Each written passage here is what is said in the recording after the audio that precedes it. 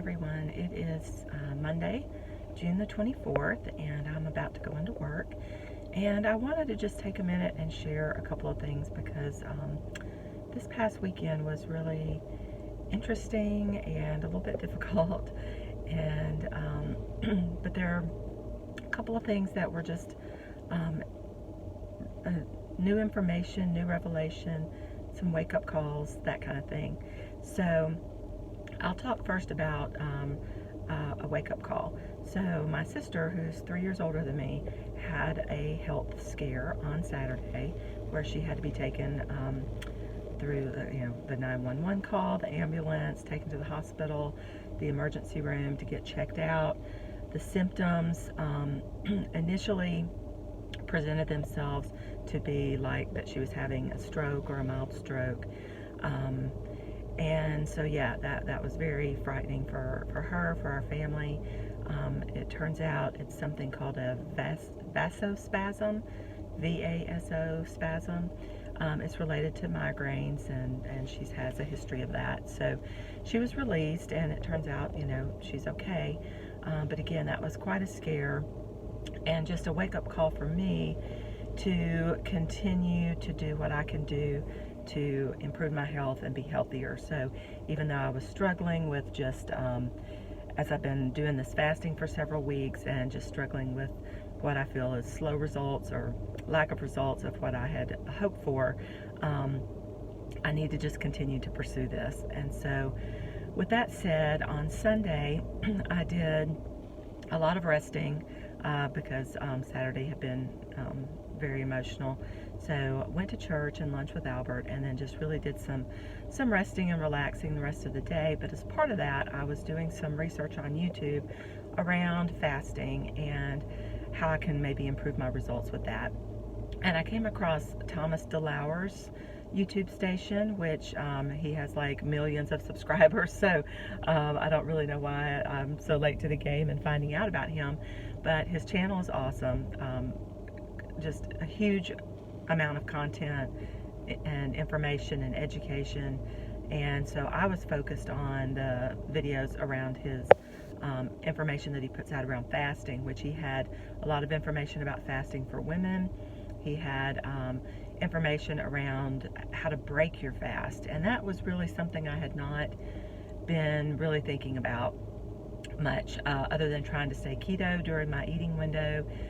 He had a lot more information around specifically how to break your fast, and like in my situation, the combination of carbs and fats is not a good combination, because during that fasting time your body has become more sensitive to insulin, and so if you have anything that's carb like, then it triggers that insulin response, and then if you're combining it with fat like you do with the keto diet, then that insulin is telling your body to store that fat.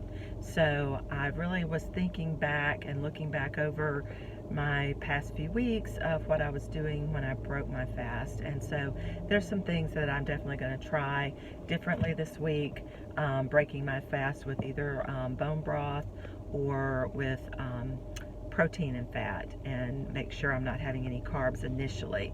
I can have carbs later, veggies or my yogurt, but not to be breaking my fast with that. So that was one thing that was very informative. So I brought my Keto Mojo.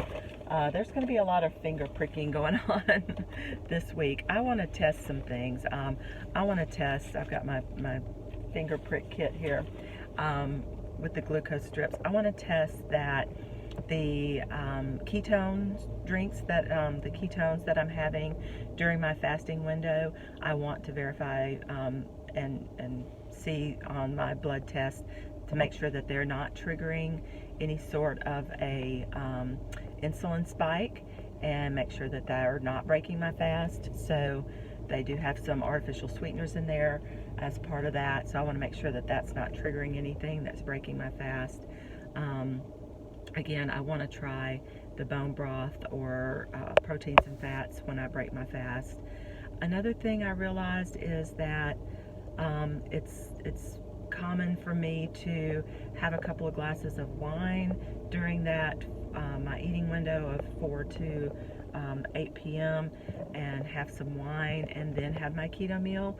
And so if the wine is triggering an insulin response, or what I'm drinking, any of the alcohol, if it's triggering an insulin response, and then I'm following that shortly thereafter with a keto meal that's higher in fat, then again I'm getting that same combination of the insulin telling my body to store that fat.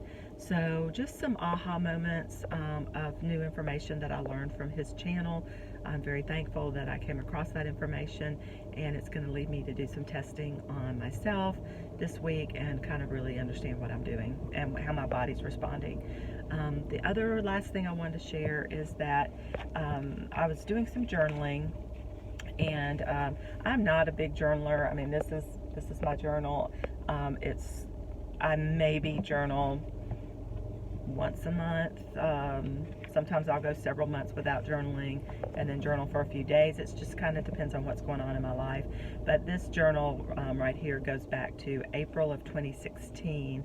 And so as I was journaling yesterday around the situation that happened with my sister and where I'm at on my journey, I just took the time to really flip back to the beginning of this and just kind of skim through some of the things that I had been writing about.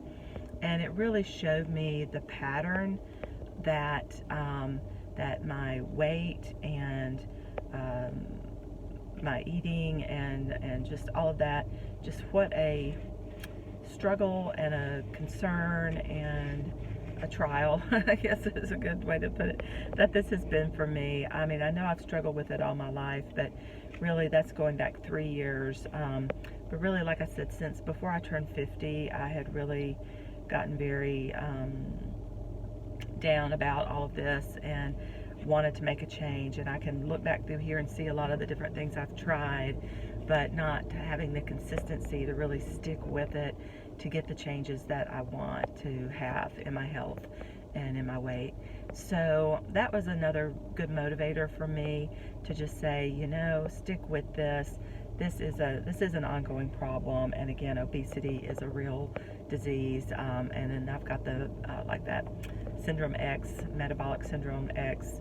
I've got several of those factors. So yeah, at 54, almost 55 in a few months.